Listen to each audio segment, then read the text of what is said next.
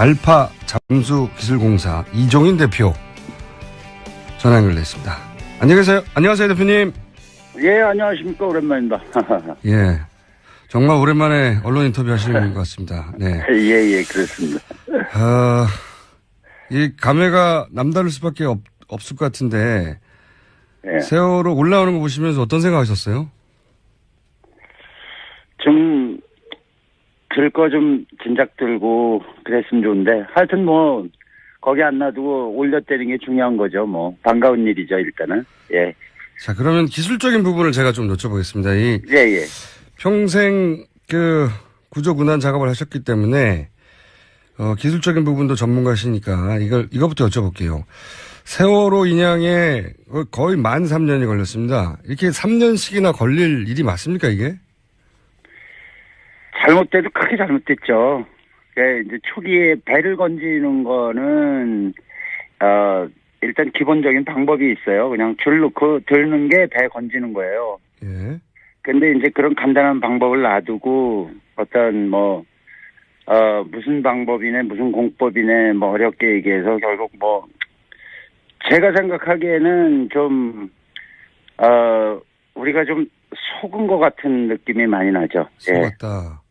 그러면 좀 구체적으로, 만약에 다른 요인들을 다 빼고 그냥 기술적인 관점에서 봤다면, 세월호 인양은 어느 정도 시간이면 인양할 수 있었습니까? 보시기에? 보통 뭐 6개월? 6개월이요? 6개월 정도. 예. 6개월이면은 실제로 작업할 수 있는 거는 한 3개월 봐요. 이제 날씨가 다 이제 기다려야 되니까. 네. 예, 협조하고 그래서 이제 뭐 소조기 대조기 뭐 굴비 그러는데 그냥 물 흐름이 적을 때 한 달에 적어도 열흘은 일할 수 있거든요. 한 달에 열흘은 일할 수 있다. 풀리 작업으로. 그 다음에 이제 이건 특수한 일이니까, 이 인원을 갖다가 뭐 3배, 4배 해갖고 동시다발적으로 일을 하면, 네. 그거는 뭐 6개월이면은 뭐 떡을 칠 일이었죠, 사실은. 예. 그러니까 사고 있었던 해 사실은 올릴 수 있었네요. 그렇게 따지면. 그렇죠. 그때도 이제 문제가 됐던 게, 인양이 먼저냐, 이제 수습이 먼저냐, 뭐 네네. 이런 문제로 많이 대립이 돼서 결국은 인양 문제가 나중에 나왔던 걸로 알고 있습니다. 예.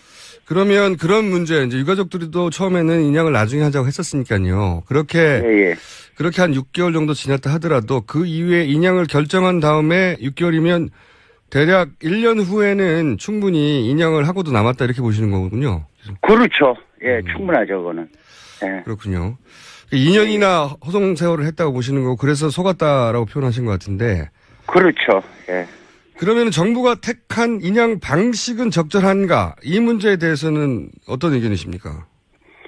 그것도 이제 뭐 할 말이 좀 있는데요. 예, 본인 경험을 들어서 좀 구체적으로 얘기해 주세요. 네. 예, 처음에 이제 드는 배를 드는 방식은 네. 배가 이제 뭐 엎어져 있거나 누워 있거나 바로 앉아 있거나 네. 물 속에서 해저면에서 바로 세운 다음에 올리는 게 이제 정상적입니다. 바로 세운 다음에. 네. 예. 그 다음에 이제 이 배는 그 전에 바사호나 알려진 옛날 고유물선들. 예. 신체가 약한 경우는 밑에 그런 받침대를 넣어서 드는 경우가 기본이고. 예. 그렇게 들어야 되고. 이거는 철제 강선이에요. 네네. 강선이기 때문에 충분히 와야를 갖다가, 밑에 삽입을 하는데도 문제가 없고, 들어서 굴리는 데도 문제가 없고, 가령 문제가 된다면은 이제 선체 부분의 강도 때문에 그러는데, 그럴 때는 줄을 그만큼 더 넣어주면, 중력이 분산되기 때문에 선체에 아무 하자가 없고, 이제 보통 그렇게 건집니다. 예. 초기 상하이 셀비지가 말씀하신 대로 배 밑에 쇠 봉을 넣어서 들어 올리려고 했는데, 이 방식은 배가 부서질까봐 오래된 고선 올릴 때 쓰는 방식이고 지금은 그렇죠. 튼튼한 배기 때문에 그렇죠. 그런 방식을 채택할 필요가 없었다고 보시는 거는군요. 그렇죠. 불필요한 일을 한 거고 오히려 어떤 특수 공법인의 선체 보존을 위해서 했다 그러는데 그래서 사실 이 배가 보존이 됐습니까? 지금 올라오는데. 구멍만 뚫렸지만요. 마스트고 뭐고 다 자르고 램프 자르고 이런 식으로 해서 올렸죠. 그러면 시기는 6개월이면 충분했다고 보시면 그러면 이런 공법, 이런 방식으로 최초 채택되면서 비용이 뭐 한 1,000억 정도 들어갔다고 하는데 비용 측면에서는 어떻게 보십니까? 비용도 뭐 아무리 많이 해도 한 250억이면은 뭐 충분히 배를 건졌다고 봅니다, 저는. 아, 그래요? 예.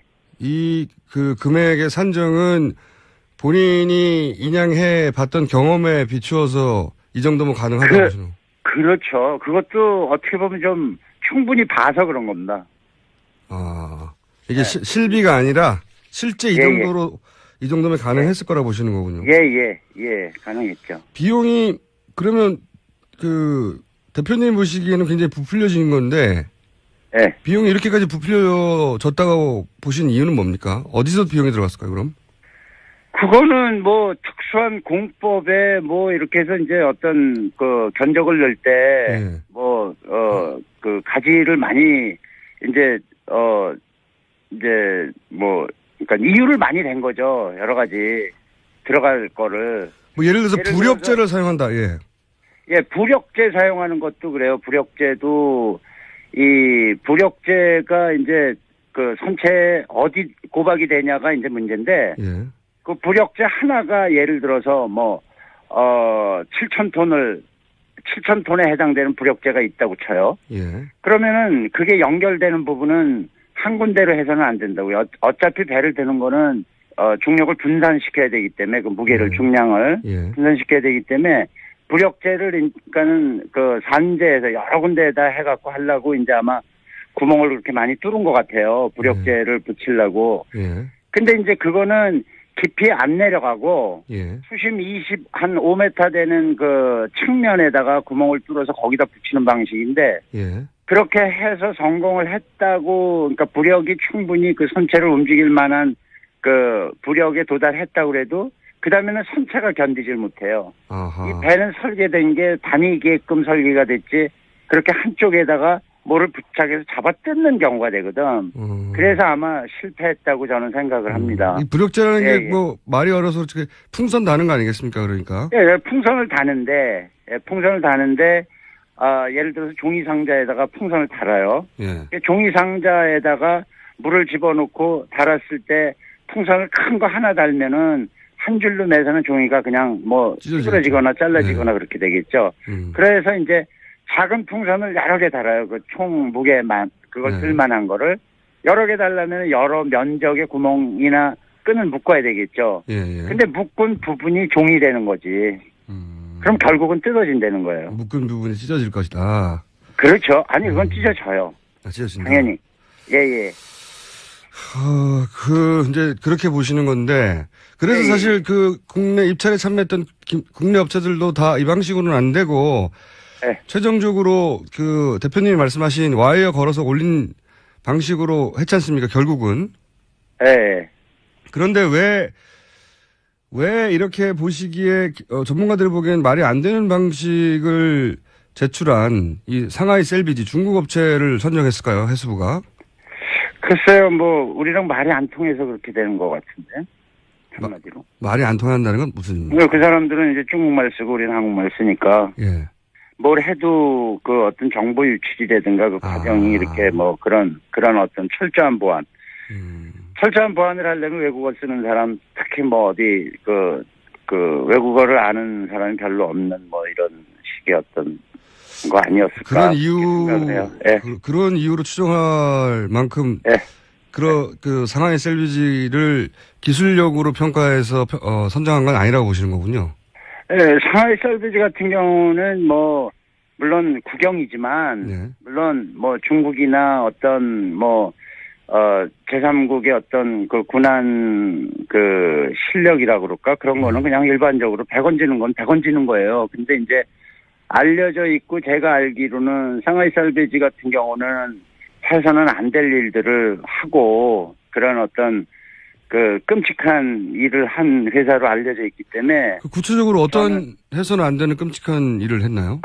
그거는 몇 년 전에 세월호 사고 나고 아마 양쯔강인가에서 배가 하나 뒤집어진 적이 있어요. 200여 명 유람선이 넘어졌는데 이틀 만에 건졌다고 높이 평가받는 뭐. 그렇죠. 네. 그거는 높이 평가해야 될 일이 아니고 예. 아주 끔찍한 일이었습니다. 그게 그래요? 뒤집어지면, 그게 뒤집어지면 순간 전복이라는 게 이제 순간적으로 일어나서 또 그리고 배가 떠 있었고, 예. 세월호처럼 한쪽이 들어가서 이렇게 부분적으로 떠 있던 게 아니고 완전히 뒤집어졌죠. 평평하게 떠 있었는데 그걸 그냥 이틀 만에 다시 뒤집어서 그 안에서 한 사람을 다 죽인 회사 아닙니까? 아, 그래요? 예, 그거는 그런 어떤 신속한 그런 기술력을 자랑할 게 아니고 일단 그런 사고가 나면 있는 상태에서의 그 생존자 구조가 우선인데 그거 말 못하는 그 다음에 무슨 잡으면 없었던 것 같아요. 그만큼 통제를 해서 그랬는지 중국 정부에서. 그런 회사에다가 이런 일을 물론 다 끝난 후에 고철 건지는 건데, 그렇게 맡긴 거는 조금 그렇더라고요. 예. 그러니까 양쯔강 사고가 나고 유람선이 이틀 만에 이제 인양됐다고 높이 평가받는 부분들이 있는데 전문가 보기에는 그게 아니라 정반대로 200명이 완전히 뒤집어졌기 때문에 그 안에 생존 가능성이 있었는데 그걸 무시하고 건졌기 때문에 이런 그렇죠. 업체는 비도덕적이다. 그렇죠. 그거는 있어서는 안 될 일을 그렇게 했고, 예. 아하. 그건 처음 듣는 얘기인데 그렇게 볼 수 있는 거군요. 그렇죠. 당연하죠. 우리나라 언론에서도 역시 대국이야 이런 식의 어떤 칭찬을 하는데, 예. 그거는 뭘 모르고 하는 소리군요. 전혀 아니죠. 예. 그러면 왜 그러냐? 예. 중국에서 그러면 중국 유가족들 물론 결과적으로 유가족 됐지만 중국의 당시 사고 가족들이 반대하지 않았을까요? 혹시 아십니까? 그거에 대해서도 전혀 아는 바가 없어요. 알려진 바도 없고. 그냥 어떤 그 결과에 대해서만 그렇게 금방 그렇게 조치를 해서 그 대국의 면모를 이런 식으로 그냥 거기서도 그냥 그렇게 한 것 같아요. 지난번 무서운 나라니까. 예. 지난번에 이제 세월호 사고 초기에도 지금도 이제 양쯔강 사고에 대해서 그렇게 배가 뒤집어졌다면 이틀이면 그 안에 생존자가 있을 가능성이 있는데 생존자부터 따지지 않고 배부터 건졌기 때문에 이건 잘못된 거라고 말씀하셨는데. 네네. 세월호 사고 때도 초반에 생존 가능성을 말씀하셨지 않습니까? 네, 그렇죠. 그런데 이제 나중에 아이들이 물 밖으로 나오면서 아이들을 상태를 보시면 알 수 있다고도 하셨던 걸로 제가 기억하는데. 예. 결과적으로 나중에 이제 수습된 아이들의 상태를 보고는 종합적으로 어떻게 판단하세요? 가족 중에 한 명이, 저는 올라온 아이들을 본 적이 한 번도 없습니다. 네, 가족들만 봤죠, 예. 예, 가족들이 한 가족, 학병 하나가 자기 자식이 오나 안 오나 해서 시신 올라오는 거마다 2달 동안 한 200몇 명을 계속 자기 눈으로 확인을 했다고 그래요. 그러면서 하는 소리가 2달이 지나니까, 네. 이 친구들이 다 부패가 돼서 나왔더라. 안타까운 일이다. 이렇게 얘기를 하더라고요. 그래서 부패 상태가 어떻대? 그랬더니 몸이 부풀어 있더라. 예. 근데, 총수님도 들은 얘기지만, 예. 2달 정도 된 이후에 발견된, 수습된 한 아이가 꼭 엊그제 죽은 것처럼 얼굴이 깨끗하게 돼서 몸이 그렇게 나온 적이 있어요. 네, 그런 아이도 있었습니다. 예. 예, 가족이 그거에 대해서 얼마까지 지금 오래 살아있던 애다라고 그렇게. 그렇죠. 문제 제기를 했었죠. 예, 기억이 나죠. 네네네. 근데 그거는 정반대 얘기예요. 아, 그래요? 예, 깨끗한 아이는 사고가 나자마자 그냥 익사로 해서 죽어서 몸이 그렇게 보존이 됐고. 바닷물이어서. 바로, 숨이라는 거는, 바로, 숨 쉬거나 어떤 그런 상황이 안 돼서 바로 죽은 아이가 2달 동안 찬물에 보존이 됐다가 나왔어요. 오히려 깨끗한 아이들이 사고 직후에 사망한 아이들이고. 예. 그러면 이렇게 2달간 관찰한 학부모 증언대로 이렇게 몸이 부어서 올라와서 부패했다고 하는 아이들은요?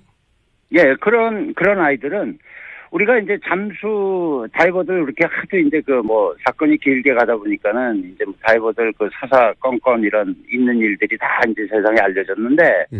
감압이라는 걸 하잖아요. 깊은데 들어가서 잠수병 때문에. 예. 그렇죠. 그 잠수병이 되는 게 몸속에 과도하게 그 깊이와 시간을 어겼을 때 그 초과했을 때 몸속에 녹아드는 그 질소 때문에 그래요. 네. 공기 때문에. 네.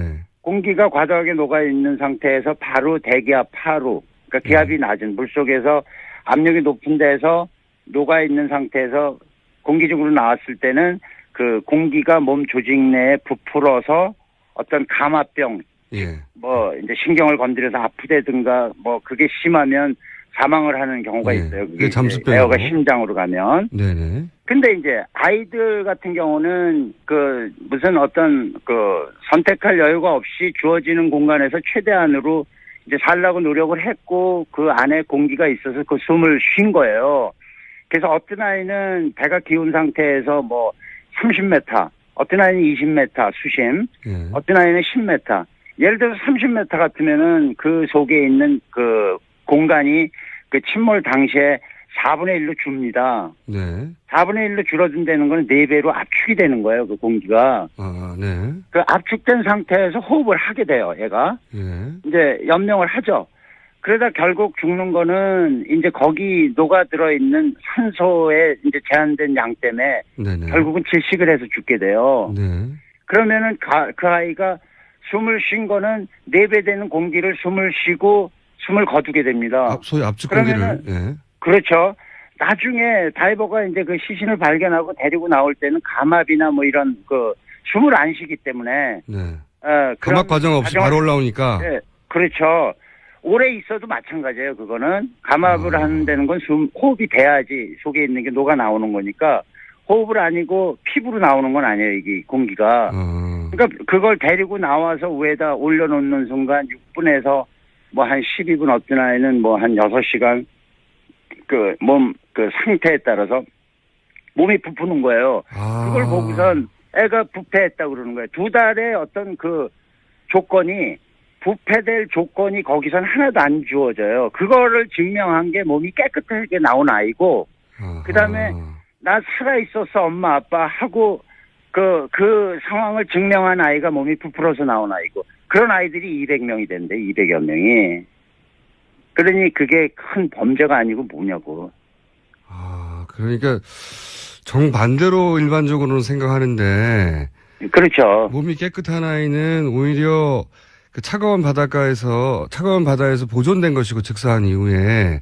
그렇죠. 즉사한 거죠. 즉사. 몸이 부푼 아이들은 오히려 압축 공기를 마시고 그 압축 공기를 호흡했기 때문에 올라오면서 그렇죠. 그게 부풀어서 부패한 것처럼 보이는 것이지 2달간 그렇죠. 바닷속에서 부패할 수 없다 이런 얘기군요. 그렇죠. 그 수온에서는 수심에서는 그렇게 그런 일이 전혀 일어날 수가 없어요. 물속에서 사람들을 익사자들을 군환해 본 적이 없는 사람들이 이렇게 착각하는 거군요. 그렇죠. 예. 그렇죠. 말씀 듣고 보니까 더 안타까운데. 짜증나는 거죠.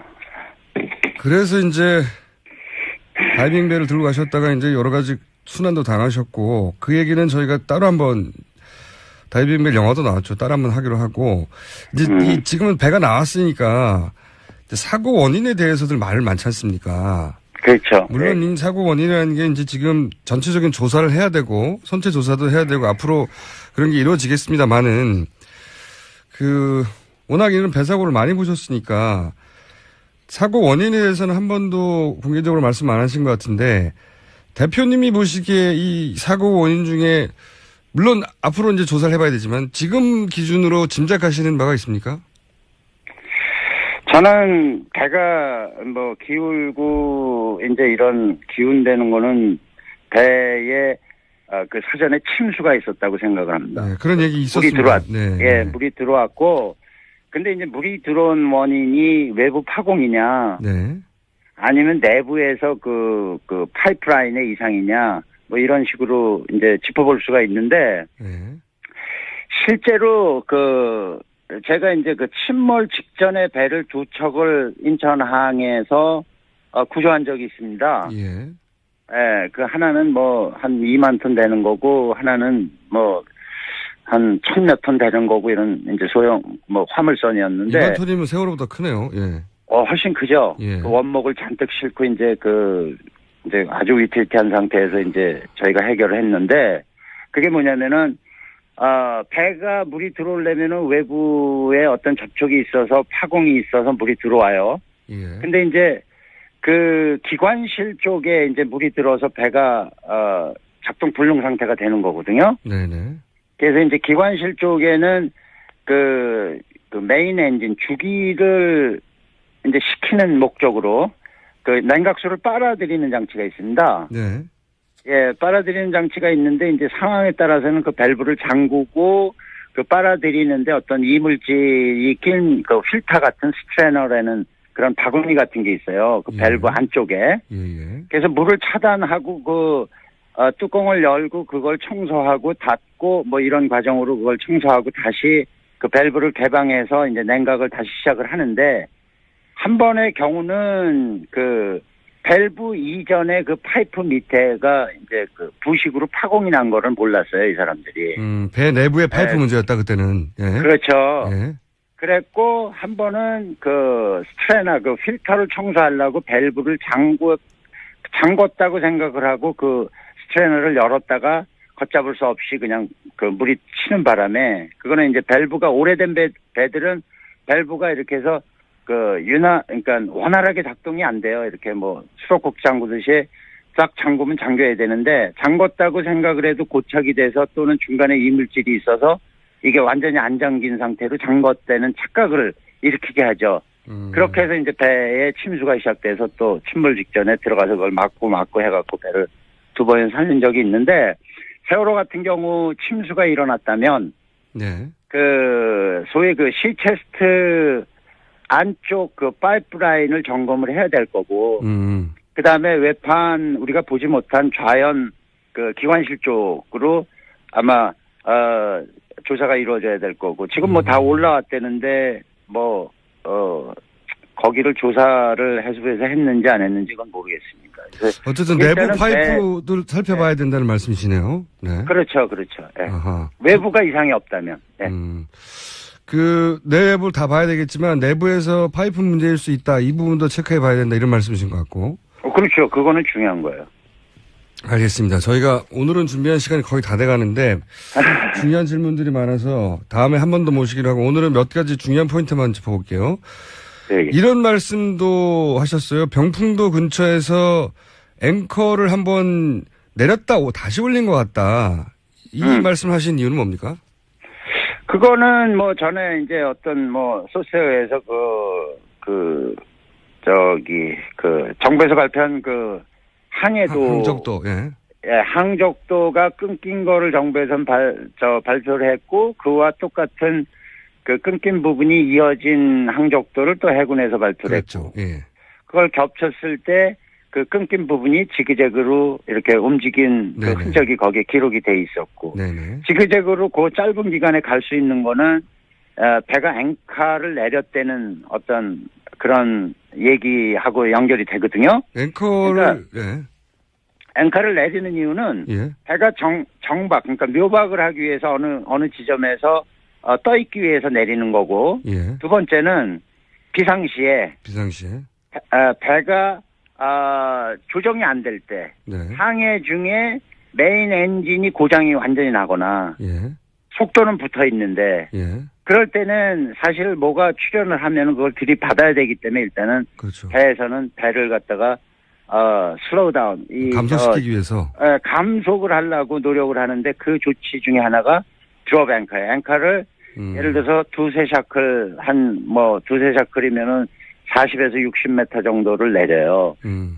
보통 투매를 할 때는 뭐 10샤클이고 내려서 앵커가 충분히 한 번에 파지되게 하지만 이거는 배를 갖다가 속도를 줄이는 거기 때문에 가면서 이렇게 어떤 물체에 부딪혀서 감속 이렇게 되는 거기 때문에 그 앵커를 내리고 항해를 했다고 봐요. 항적도를 보건데. 예. 그래서 그 삐뚤삐뚤한 데가 앵커가 순간적으로 어디 잡혔다가 가는 타력으로 이제 그 방향을 틀었다가 가는 타력이 계속 있으니까 결국은 다시 진행하고 또 삐뚤삐뚤하다 결국은 그쪽으로 그 J자로에서 멈추잖아요. 그죠? 예, 그렇죠. 마지막에는. 그래서 그 앵커를 그렇게 해서 내렸다면은 배가 그 섬 근처에 그냥 머물 수도 있었는데. 정박해 있었어야 되는데. 예, 머물 수도 있었는데. 배가 떠내려갔잖아요, 계속. 예, 그 떠내려간 거는 앵커를 걷었고 나중에 그 배에 봤을 때 앵커 2개는 다 올라가 있었고. 예, 그렇게 된 거죠. 앵커를 다시 올린 게 그러면 이해가 안 되는데요. 왜 앵커를 올렸을까요? 글쎄요. 그거는 뭐 떠내려가기 위해서 올렸다고 볼 수밖에 없죠. 떠내려가기 위해서 올렸다. 네네. 아, 참 이해가 안 가는 상황인데. 예, 깊은 데로. 더 깊은 데로. 그러니까 지금 병풍도 근처에서 그렇게 했다가 더 깊은 데로 조류가 있으니까 흐름이 그렇죠. 있으니까. 네.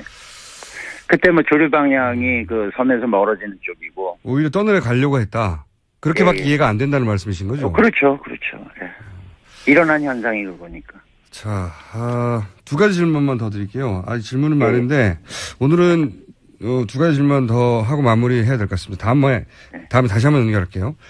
그 지금 선체를 3등분해서 수습하겠다. 이렇게 어렵게 그 선체 전체를 올린 다음에 3등분 하겠다고 이제 정부는 그러거든요. 이게 꼭 3등분을 절단을 해야 됩니까?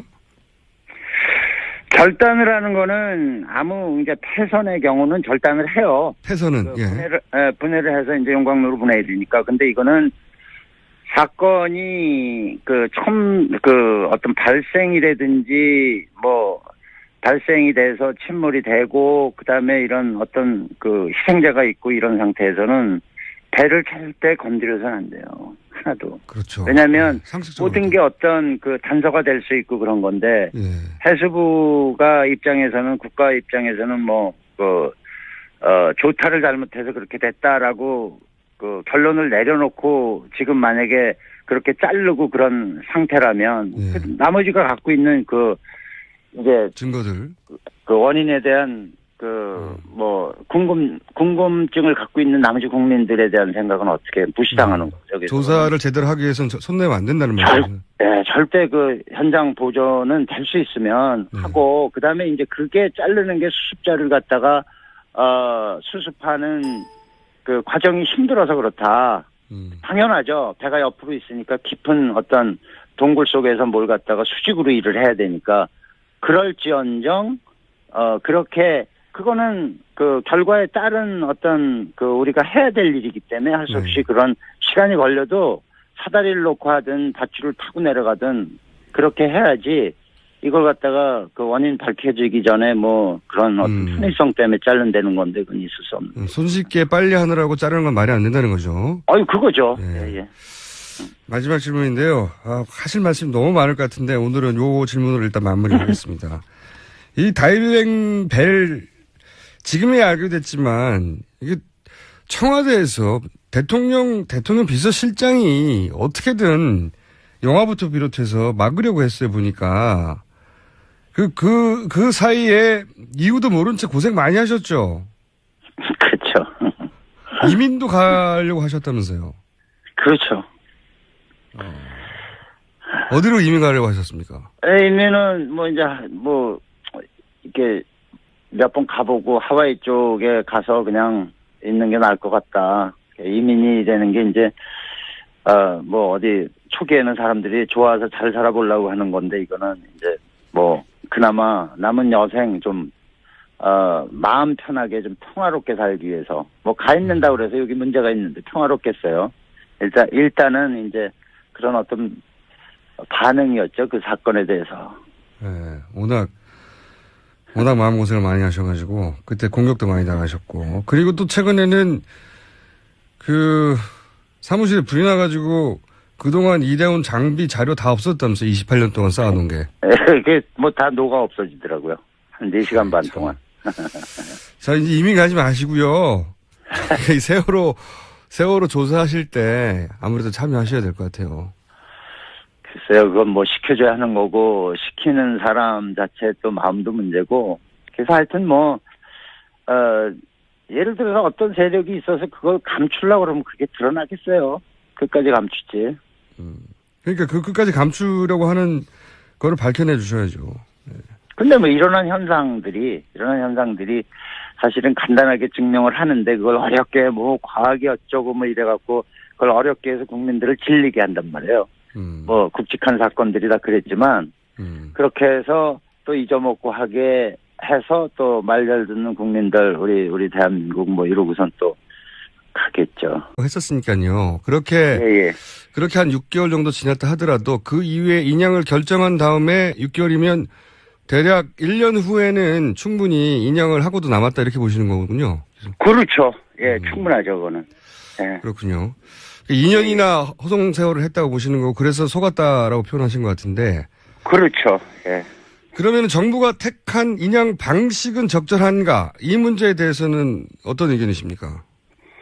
그것도 이제 뭐 할 말이 좀 있는데요. 예, 본인 경험을 들어서 좀 구체적으로 얘기해 주세요. 네. 예, 처음에 이제 드는 배를 드는 방식은 네. 배가 이제 뭐 엎어져 있거나 누워 있거나 바로 앉아 있거나 네. 물 속에서 해저면에서 바로 세운 다음에 올리는 게 이제 정상적입니다. 바로 세운 다음에. 네. 예. 그 다음에 이제 이 배는 그 전에 바사호나 알려진 옛날 고유물선들 예. 신체가 약한 경우는 밑에 그런 받침대를 넣어서 드는 경우가 기본이고 예. 그렇게 들어야 되고 이거는 철제 강선이에요. 네네. 강선이기 때문에 충분히 와야를 갖다가 밑에 삽입을 하는데도 문제가 없고 들어서 굴리는 데도 문제가 없고 가령 문제가 된다면은 이제 선체 부분의 강도 때문에 그러는데 그럴 때는 줄을 그만큼 더 넣어주면 중력이 분산되기 때문에 선체에 아무 하자가 없고 이제 보통 그렇게 건집니다.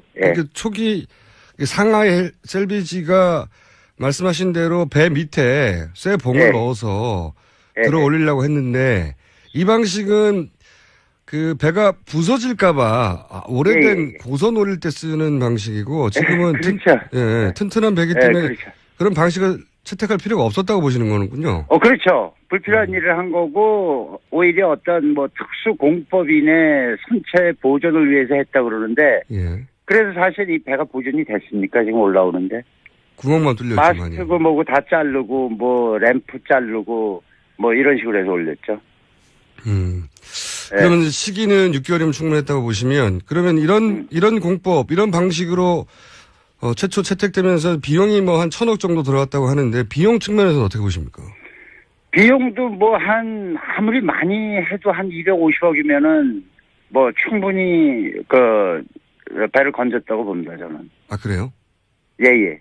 이 금액의 산정은 본인이 인양해 봤던 경험에 비추어서 이 정도면 가능하다고 보시는 거죠? 그렇죠. 그것도 어떻게 보면 좀 충분히 봐서 그런 겁니다.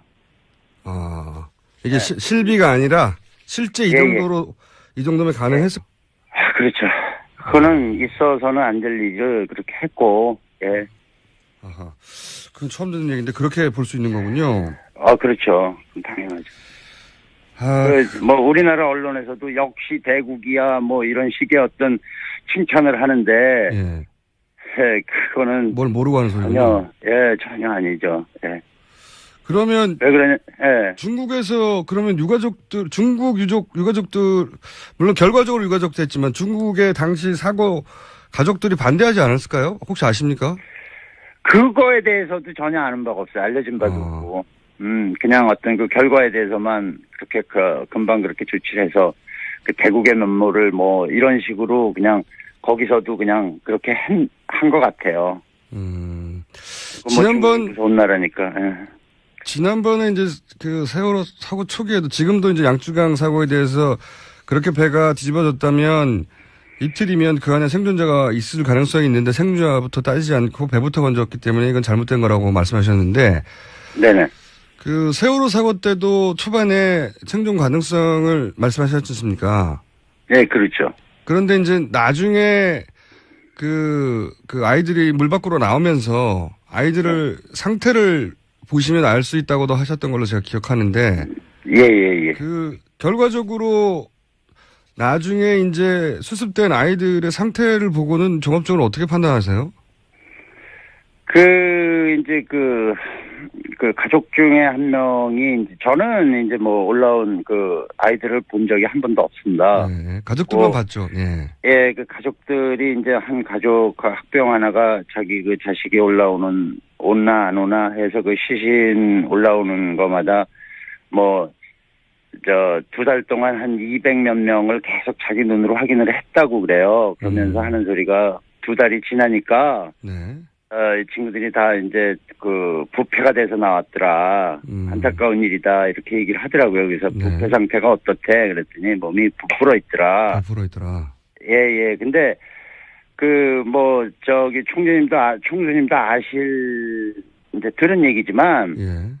그 2달 정도 된 이후에 그 발견된 이제 수습된 한 아이가 꼭 엊그제 죽은 것처럼 얼굴이 깨끗하게 돼서 몸이 네. 그렇게 나온 적이 네, 있어서 그런 이제 아이도 있었습니다. 예. 예, 가족이 이제 막 그거에 대해서 이제 이제 그 얼마까지 지금 오래 살아있던 애다라고 이제 막 그렇게 그렇죠. 문제 제기를 했었죠. 예, 기억이 나죠. 네네네. 근데 이제 그거는 정반대 얘기예요. 아, 그래요? 이 상하이 셀비지 중국 업체를 선정했을까요? 해수부가? 글쎄요, 뭐 우리랑 말이 안 통해서 그렇게 되는 것 같은데. 한마디로. 말이 안 통한다는 건 무슨 의미입니까? 그 사람들은 이제 중국말 쓰고 우리는 한국말 쓰니까 예. 뭘 해도 그 어떤 정보 유출이라든가 그 과정이 이렇게 뭐 그런 어떤 철저한 보안. 철저한 보안을 하려면 외국어 쓰는 사람, 특히 뭐 어디 그 외국어를 아는 사람이 별로 없는 뭐 이런 식의 어떤 거 아니었을까. 그런 이유, 예. 그런 이유로 추정할 만큼 예. 그 상하이 셀비지를 기술력으로 평가해서 선정한 건 아니라고 보시는 거군요. 예, 상하이 셀비지 같은 경우는 뭐 물론 국영이지만 네. 물론 뭐 중국이나 어떤 뭐 제3국의 어떤 그 군한 그 실력이라고 그럴까 그런 거는 그냥 일반적으로 100원 지는 건 100원 지는 거예요. 근데 이제 알려져 있고 제가 알기로는 상하이 셀비지 같은 경우는 해서는 안 될 일들을 하고 그런 어떤 그 끔찍한 일을 한 회사로 알려져 있기 때문에 구체적으로 어떤 해서는 안 되는 끔찍한 일을 했나요?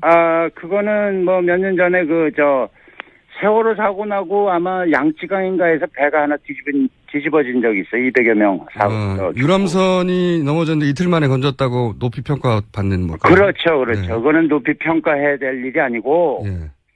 아주 끔찍한 일이었습니다. 그게 그래요? 뒤집어지면, 그게 뒤집어지면 순간 전복이라는 게 이제 순간적으로 일어나서 또 그리고 배가 떠 있었고, 예. 세월호처럼 한쪽이 들어가서 이렇게 부분적으로 떠 있던 게 아니고 완전히 뒤집어졌죠. 평평하게 떠 있었는데 그걸 그냥 이틀 만에 다시 뒤집어서 그 안에서 한 사람을 다 죽인 회사 아닙니까? 아, 그래요?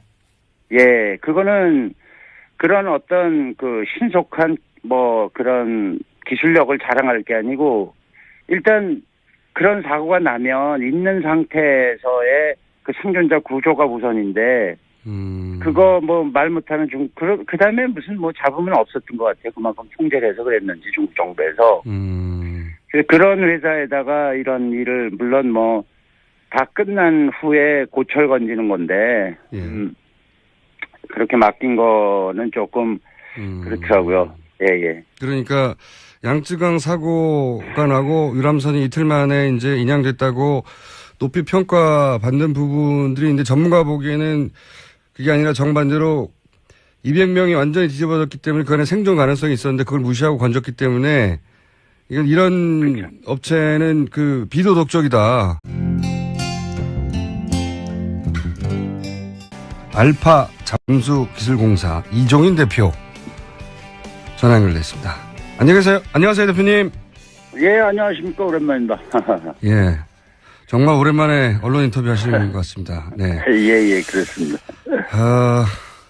이 감회가 남다를 수밖에 없을 것 같은데, 예. 세월호 올라오는 거 보시면서 어떤 생각하셨어요?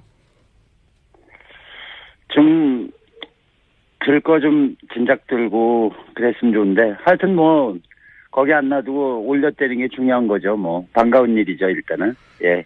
자, 그러면 기술적인 부분을 제가 좀 여쭤보겠습니다. 예. 평생 구조군안 작업을 하셨기 때문에 기술적인 부분도 전문가시니까 이거부터 여쭤볼게요. 세월호 인양에 거의 만 3년이 걸렸습니다. 이렇게 3년씩이나 걸릴 일이 맞습니까, 이게? 잘못돼도 크게 잘못됐죠. 이제 초기에 배를 건지는 거는, 일단 기본적인 방법이 있어요. 그냥 줄 놓고 들는 게 배 건지는 거예요. 예. 근데 이제 그런 간단한 방법을 놔두고 어떤 무슨 방법이네, 무슨 공법이네, 뭐 어렵게 얘기해서 결국 제가 생각하기에는 좀, 우리가 좀 속은 것 같은 느낌이 많이 나죠. 속았다. 그러면 좀 구체적으로, 만약에 다른 요인들을 다 빼고 그냥 기술적인 관점에서 봤다면, 세월호 인양은 어느 정도 시간이면 인양할 수 있었습니까? 보시기에? 보통 6개월? 6개월이요? 6개월 정도. 6개월이면은 실제로 작업할 수 있는 거는 한 3개월 봐요. 이제 날씨가 다 이제. 기다려야 되니까, 네. 협조하고 그래서 이제 소조기, 대조기, 굴비 그러는데 그냥 물 흐름이 적을 때 한 달에 적어도 열흘은 일할 수 있거든요. 한 달에 열흘은 일할 수 있다. 풀리 작업으로. 그 다음에 이제 이건 특수한 일이니까 이 인원을 갖다가 3배, 4배 해갖고 동시다발적으로 일을 하면. 네. 그거는 6개월이면은 떡을 칠 일이었죠, 사실은. 그러니까 사고 있었던 해 사실은 올릴 수 있었네요. 그렇게 따지면. 그렇죠. 그때도 이제 문제가 됐던 게 인양이 먼저냐, 이제 수습이 먼저냐, 네네. 이런 문제로 많이 대립이 돼서 결국은 인양 문제가 나중에 나왔던 걸로 알고 있습니다. 그러면 그런 문제, 이제 유가족들도 처음에는 인양을 나중에 하자 거라 보시는 거군요. 가능했죠. 비용이 그러면 대표님 보시기에는 굉장히 부풀려진 건데, 비용이 이렇게까지 부풀려졌다고 보신 이유는 뭡니까? 어디서 비용이 들어갔을까요, 그럼? 그거는 특수한 공법에 이렇게 해서 이제 어떤 견적을 넣을 때 가지를 많이 그러니까 이유를 많이 낸 거죠. 여러 가지 들어갈 거를. 예를 들어서 부력제를 사용한다. 부력제 사용하는 것도 그래요. 부력제도 이 부력제가 이제 선체에 어디 고박이 되냐가 이제 문제인데. 그 부력제 하나가 예를 들어서 7,000톤에 해당되는 부력제가 있다고 쳐요. 그러면은 그게 연결되는 부분은 한 군데로 해서는 안 된다고요. 어차피 배를 드는 거는 중력을 분산시켜야 되기 때문에 그 무게를 중량을 분산시켜야 되기 때문에 부력제를 그러니까는 산재에서 여러 군데에다 해갖고 하려고 이제 아마 구멍을 그렇게 많이 뚫은 것 같아요. 부력제를 붙이려고. 근데 이제 그거는 깊이 안 내려가고 수심 한 5m 되는 측면에다가 구멍을 뚫어서 거기다 붙이는 방식인데 그렇게 해서 성공을 했다고 그러니까 부력이 충분히 선체를 움직일 만한 부력에 도달했다고 그래도 그다음에는 선체가 견디질 못해요. 이 배는 설계된 게 다니게끔 설계가 됐지 그렇게 한쪽에다가 뭐를 부착해서 잡아 뜯는 경우가 되거든. 그래서 아마 실패했다고 저는 생각을 합니다. 이 부력제라는 게 말이 어려서 풍선 다는 거 아니겠습니까? 그러니까. 풍선을 다는데 예를 들어서 종이 상자에다가 풍선을 달아요. 종이 상자에다가 물을 집어넣고 달았을 때 풍선을 큰 거 하나 달면은 한 줄로 매서는 종이가 그냥 찌그러지거나 잘라지거나 그렇게 되겠죠. 그래서 이제 작은 풍선을 여러 개 달아요. 총 무게만, 그걸 들만한 거를. 여러 개 달라면 여러 면적의 구멍이나 끈을 묶어야 되겠죠. 근데 묶은 부분이 종이 되는 거지. 그럼 결국은 뜯어진다는 거예요. 묶은 부분이 찢어질 것이다. 그렇죠. 아니, 그건 찢어져요. 찢어진다. 당연히. 이제 그렇게 보시는 건데, 그래서 사실 국내 입찰에 참여했던 국내 업체들도 다 이 방식으로는 안 되고, 최종적으로 대표님이 말씀하신 와이어 걸어서 올린 방식으로 했지 않습니까? 결국은. 그런데 왜 이렇게 보시기에 전문가들이 보기엔 말이 안 되는 방식을 제출한